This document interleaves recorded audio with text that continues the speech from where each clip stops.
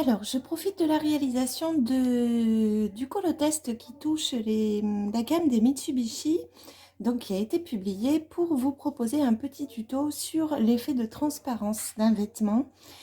C'est quelque chose qui m'a été demandé à plusieurs reprises, puisque j'ai eu des illustrations en fait où j'avais pu faire cet effet de transparence. Donc je vais profiter de cette mise en couleur pour vous faire ce petit tuto. Alors peu importe les crayons, hein, là il s'agit du colotest des Mitsubishi, mais c'est le même principe, quels que soient les crayons. Donc ce que je vais commencer par faire en fait, c'est prendre la teinte la plus claire pardon, de la couleur peau. Alors ici, il s'agit, alors que je reprenne les teintes peau, alors il s'agit ici de la 519 dans la gamme des Mitsubishi, mais encore une fois, peu importe. Alors, 519. Donc là, en fait, il y a un début de transparence qui a été créé ici par l'illustratrice et on voit que le top qu'elle a recouvre cette zone. Mais par transparence, on comprend que ce haut va nous permettre de faire cet effet-là. Donc, je prends ma teinte la plus claire et je vais, sans appuyer, passer sur toute la zone qui n'est pas plissée.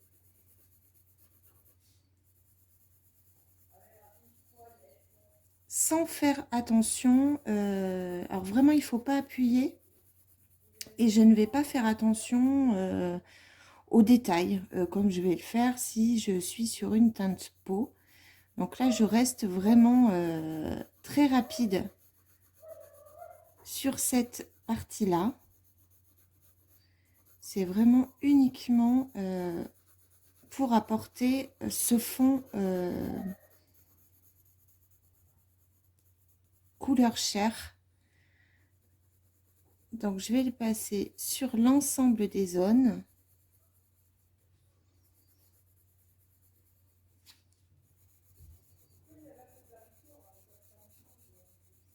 En m'arrêtant de ce côté aussi, ici, à la démarcation du bras, puisque le vêtement, lui, se poursuit. Donc là, je me dis que sur cette illustration, le bras, il doit y avoir une démarcation à peu près ici. Donc ce que je vais simplement faire, c'est choisir une teinte un peu plus foncée. Donc là, je vais prendre la teinte cinnamon. Simplement pour marquer cette zone qui doit être un petit peu plus foncée puisqu'il s'agit du pli du bras. Alors on est vraiment dans quelque chose d'approximatif de ce côté. De l'autre, je peux imaginer que ce sera sous les cheveux, donc je ne vais pas m'en inquiéter.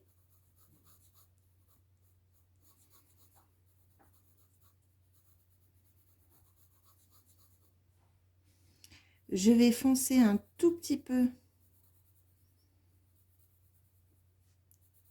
sur le bord du bras. Également ici, puisque là je longe la partie que j'ai foncée juste au-dessus et donc qui est sous le petit haut.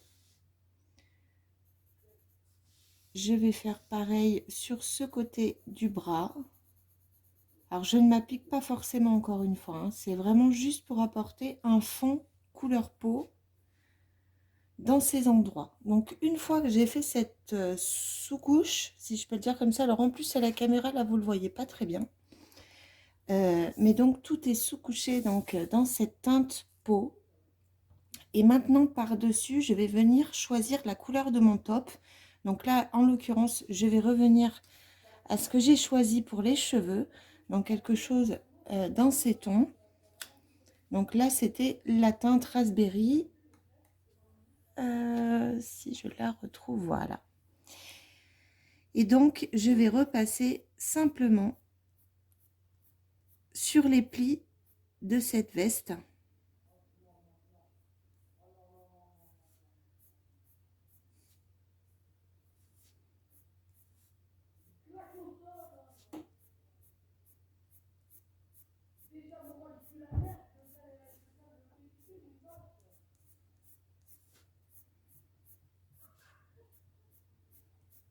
vous voyez, je vais accentuer les zones où le vêtement est plissé.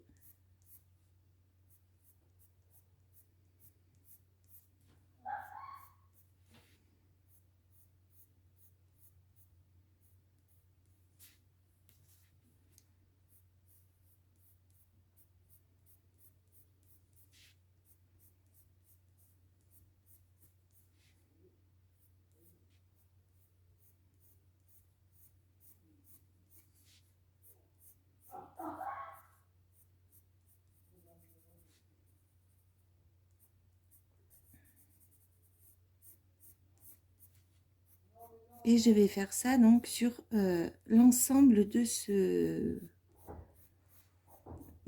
haut.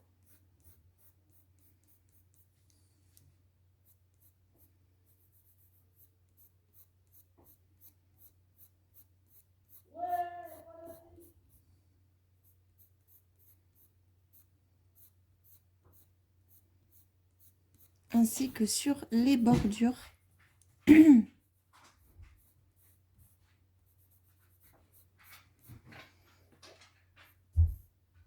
C'est vraiment pas quelque chose qui est difficile à faire. En fait, il faut être plutôt léger en fait sur les coups de crayon que vous allez mettre pour garder quelque chose de flouté.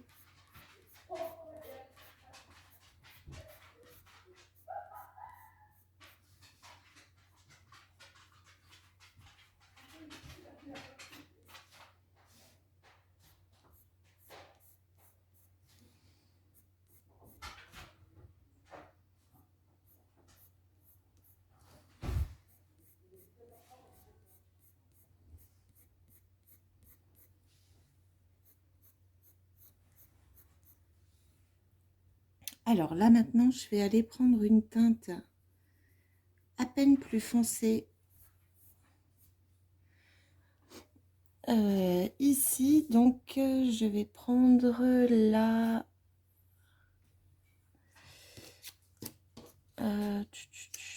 pourquoi je ne l'ai pas? D'accord. Je vais peut-être essayer la magenta. Donc, qui est la 525. Voilà. Je vais voir un petit peu si c'est suffisamment... Et là, je vais élargir en fait essentiellement au niveau des pliures. Donc, ici, tout le tour.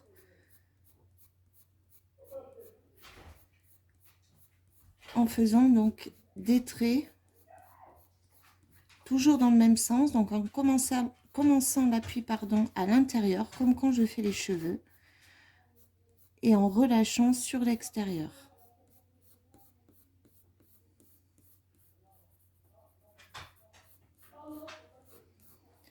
Donc là je vais venir accentuer l'intérieur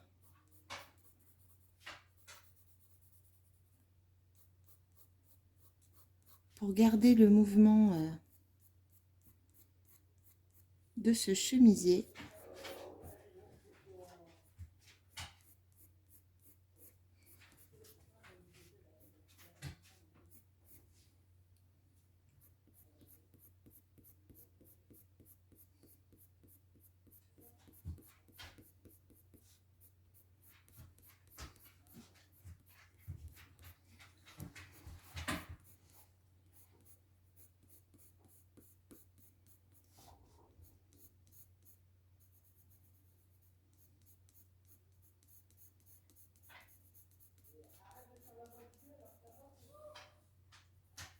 Également ici pour l'ombrage.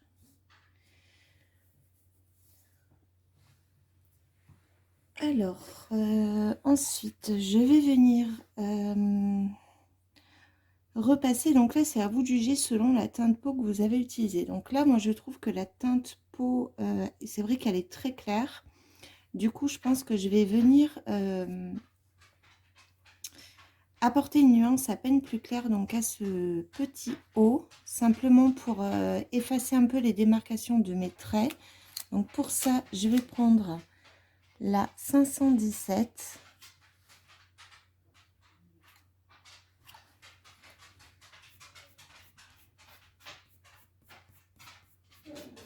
et je vais venir fondre la 517 avec ma teinte peau qui est donc dessous.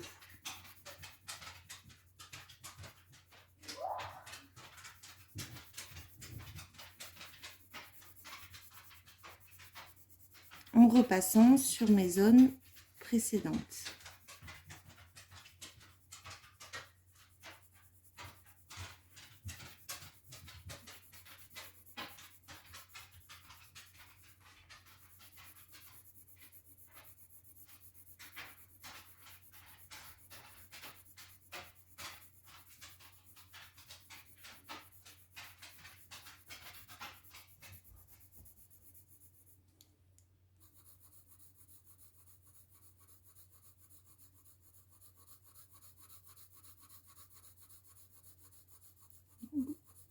Je sais pas si vous voyez bien, j'espère que oui.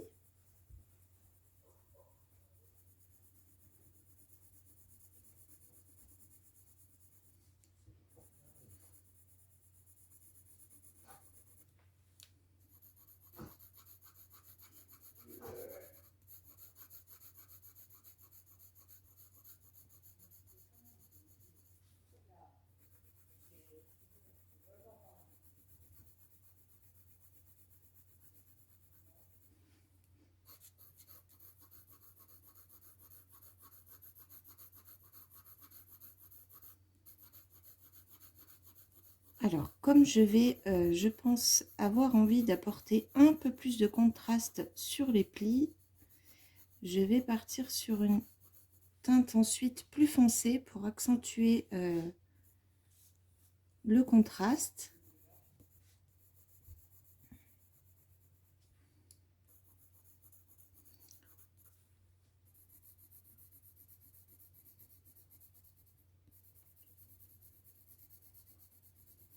Donc, quand j'arrive sur l'intérieur de mes zones, entre deux plis, je relâche vraiment la pression du crayon pour que ce soit toujours plus clair sur l'intérieur et que j'arrive sur finalement la teinte peau que j'avais mis en première couche.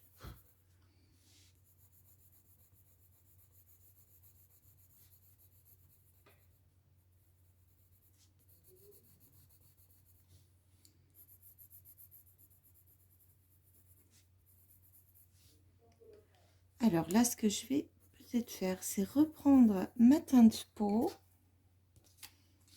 en premier. Donc, c'était la 519.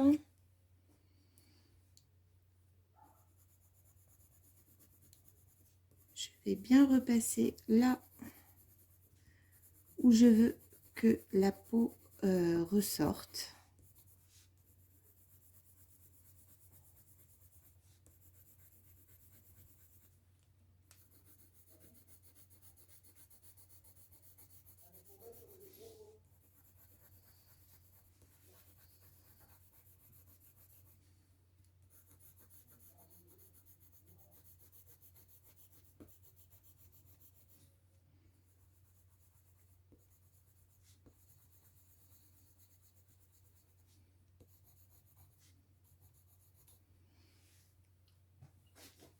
Ensuite, je vais venir donc apporter du contraste avec du noir sur les pliures. Mais bon, ça, c'est plus en lien avec la teinte que j'ai choisi d'utiliser. Vous n'êtes pas obligé de partir sur du noir. Si vous avez une teinte plus marquée par rapport à votre combo de couleurs, dans une nuance du coup qui tranche un peu plus, il vous suffit de choisir cette teinte-là. Là, ce que je veux, c'est quand même rappeler davantage les cheveux que j'ai, la teinte des cheveux que j'ai choisi d'utiliser. C'est la raison pour laquelle je vais choisir le noir. Et là, je vais accentuer encore une fois sur mes zones les plus foncées.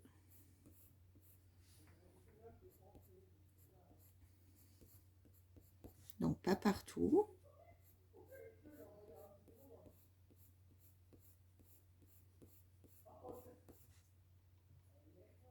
Là, sur l'intérieur du pli.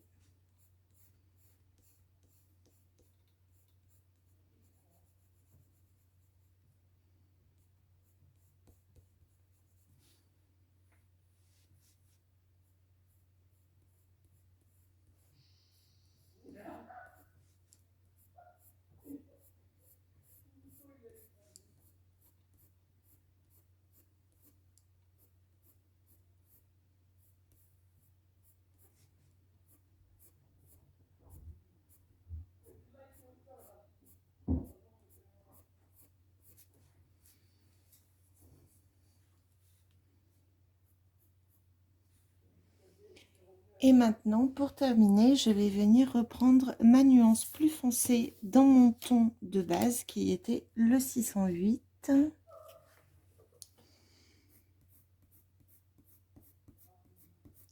Et je vais venir repasser sur ce que je viens de faire en noir.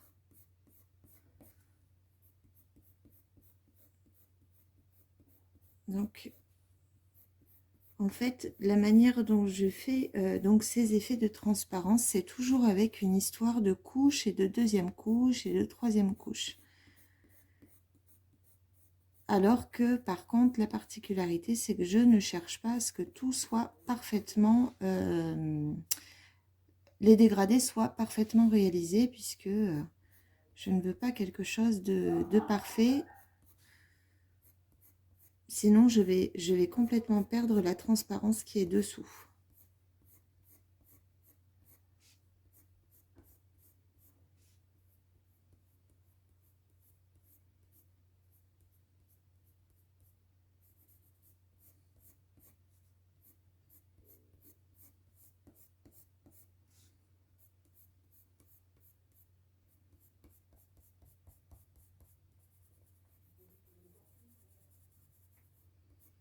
Je fonce un petit peu l'extérieur du bras.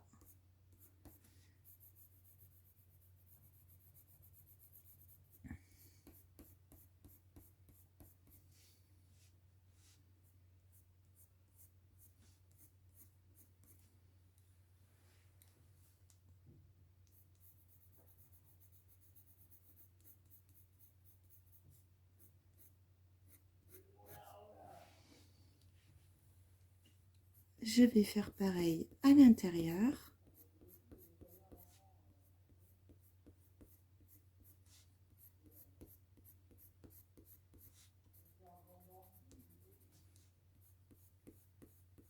Et pour finir, sur l'autre bras.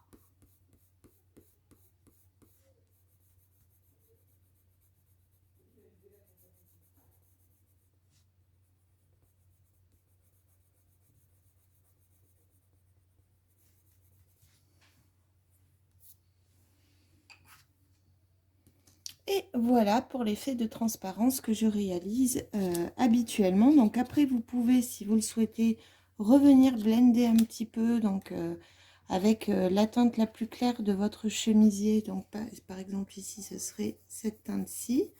Toujours en laissant bien au centre apparaître la teinte peau, puisque le but, c'est de conserver l'effet.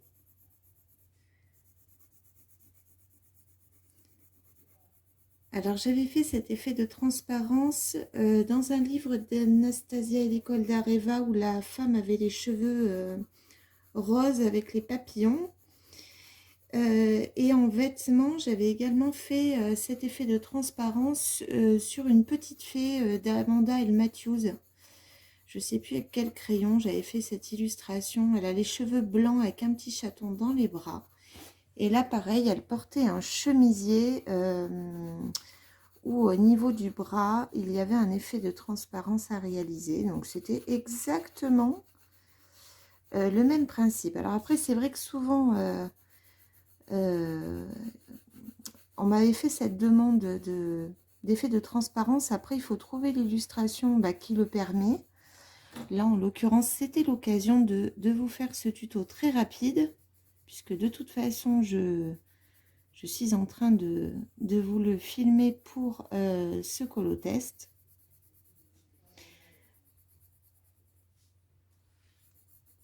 Donc, j'espère que ça répondra un petit peu plus à vos interrogations donc, sur la création de cet effet. Alors, il y a sûrement bien d'autres méthodes qui existent, bien sûr. En tout cas, moi, c'est la manière dont je le réalise. Voilà, donc j'apporte toujours beaucoup plus de contraste, encore une fois, sur les plis du vêtement, de manière à vraiment avoir quelque chose de marqué. Et au centre des zones plissées, garder au maximum, par effet de transparence, l'effet peau. qui vous permet donc d'obtenir ce rendu. Donc c'est valable quelles que soient vos teintes. Il vous faut toujours un jeu de plusieurs couleurs. Et en première couche, toujours passer une couleur peau la plus claire que vous ayez utilisée sur votre illustration. Donc en fond, en première couche, vous pouvez la repasser donc une fois que vous avez commencé à créer vos ombrages comme je l'ai fait, sur une deuxième couche pour accentuer les zones de transparence. Et puis ensuite, vous accentuez en dernière couche davantage les plis de votre vêtement avec une teinte plus foncée. Donc ici, c'était du noir parce que, encore une fois, je voulais rappeler les cheveux, mais vous pouvez très bien choisir une teinte. Je crois que sur l'illustration de la petite fée dont je vous parlais avec le chat dans les bras, c'était du bleu. Donc du coup, je suis venue avec du bleu foncé tout simplement. Donc voilà pour cet effet de transparence. J'espère que ça vous sera utile, que ça aura été l'occasion de vous proposer un tout petit tuto, une toute petite vidéo, ce qui n'est pas forcément si souvent le cas sur cette chaîne. Et puis voilà, j'espère que ça vous donnera des idées et surtout ça vous donnera envie d'essayer si c'était une technique qui vous effrayait un petit peu. Après, encore une fois, hein, il y en a plein des techniques. Vous pouvez aussi passer cette sous-couche de couleur peau et puis venir apporter un peu de distressing par-dessus. C'est ce que j'avais fait pour le papillon dans le livre d'Anastasia et l'école d'Areva, mais vous pouvez aussi le travailler avec des crayons de couleur. En fait, vous pourrez le travailler en superposant des crayons de couleur à la condition que vous n'ayez fait qu'une fine couche couleur peau dessous. Pour le papillon, dans l'autre livre, donc le Serenity, je crois, j'avais opté pour les Distress Ink parce que j'avais fait l'erreur de continuer mon effet peau de la même manière que la partie dénudée, si je peux le dire comme ça. Ce qui fait que j'avais déjà un certain nombre de couches au niveau de la peau et les crayons, du coup, n'adhéraient pas forcément bien en surcouche. C'est pour ça que j'avais été chercher les Distress Ink pour garder cet effet de transparence. Mais si vous voulez du coup faire plus simple, eh bien vous me faites une couche peau vraiment très très légère, ce qui vous permet ensuite de venir retravailler vos ombrages. Voilà, sur ce, je vais vous souhaiter une bonne journée et puis je vous dis à très bientôt. Au revoir.